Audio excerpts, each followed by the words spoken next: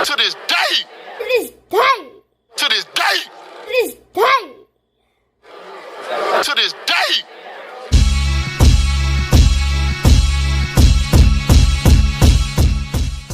Fight fans, fight fans, fight fans. This is Kurt DeVille with Counterpunch Boxing News, and I have some new news concerning Terence Bud Crawford. Get this.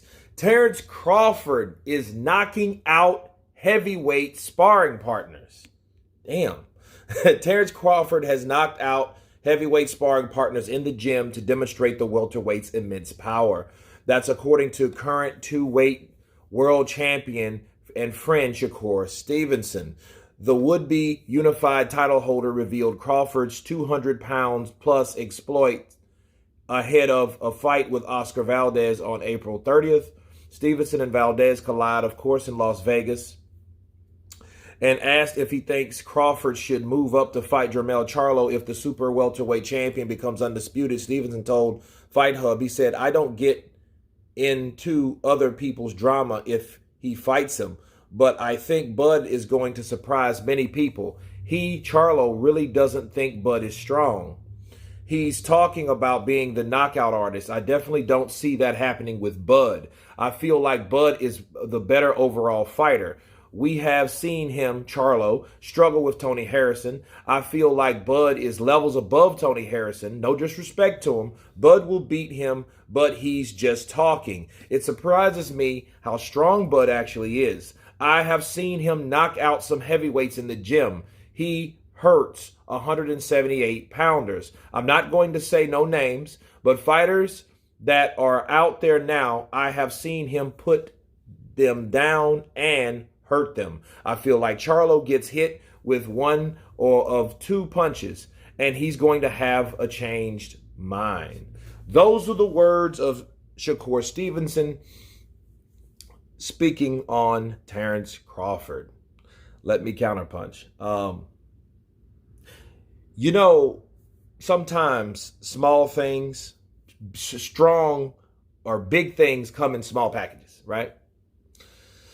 And I think people do underestimate Bud Crawford. He's a very powerful guy. I think he's, you see him stop guys.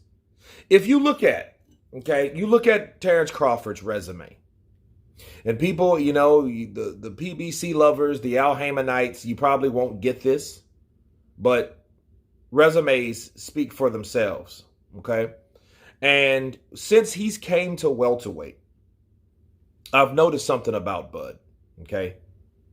All right, ever since he came to welterweight, not to lightweight, not to junior welterweight, but to welterweight. If you look,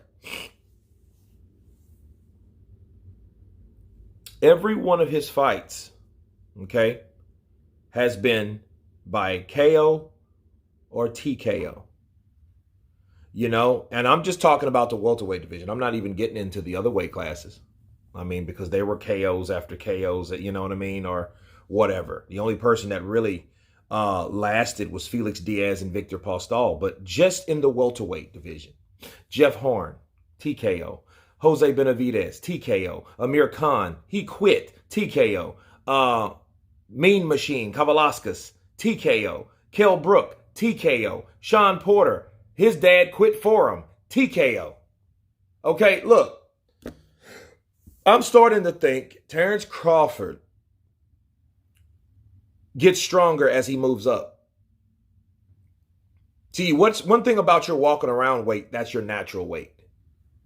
So I think, guys like Terence Crawford, he may be another like Vinny Pazienza, because Vinny Pazienza was fighting at 140, and then he started knocking out guys that are much heavier, and then he moved up to that weight class, and guess what? He became stronger. Guess what? He belonged in that weight class because he was more powerful. Look at Canelo Alvarez. Canelo Alvarez, I think, has more power because he's fighting at a weight that actually suits him.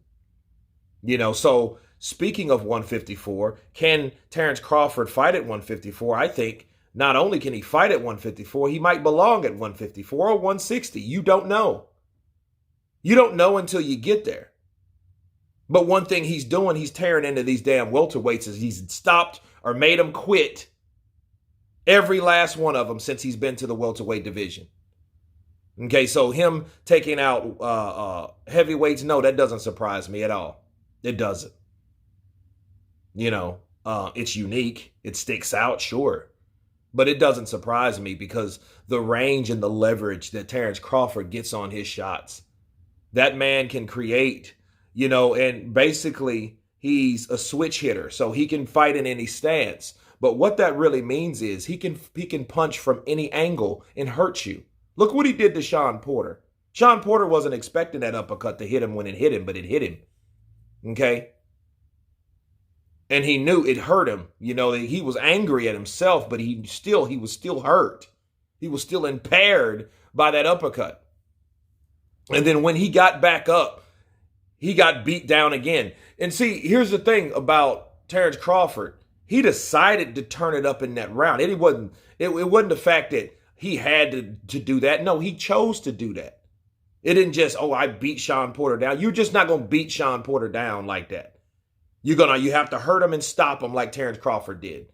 You know, or you catch him with a good punch like Errol Spence did. Okay, but he didn't stop him. Terence Crawford stopped Sean Porter. All the fights that Sean Porter's been in, think about it. Kell Brook, Errol Spence, Keith Thurman. Like, think about these fights that he's been in, right? Danny Garcia. He's basically fought everybody there. Okay? Yordenis Ugas. His dad had never felt compelled to do anything like he did that night. And not only did he stop the fight, Sean Porter's retired. So he retired Sean Porter. Rough and rugged Sean Porter. Think about it. So, yeah, Terence Crawford is the real deal. And make that what you will. Bars. You guys tell me what you think of Terence Crawford stopping heavyweights in sparring. Of course, please subscribe. And you guys been Counterpunch. Peace.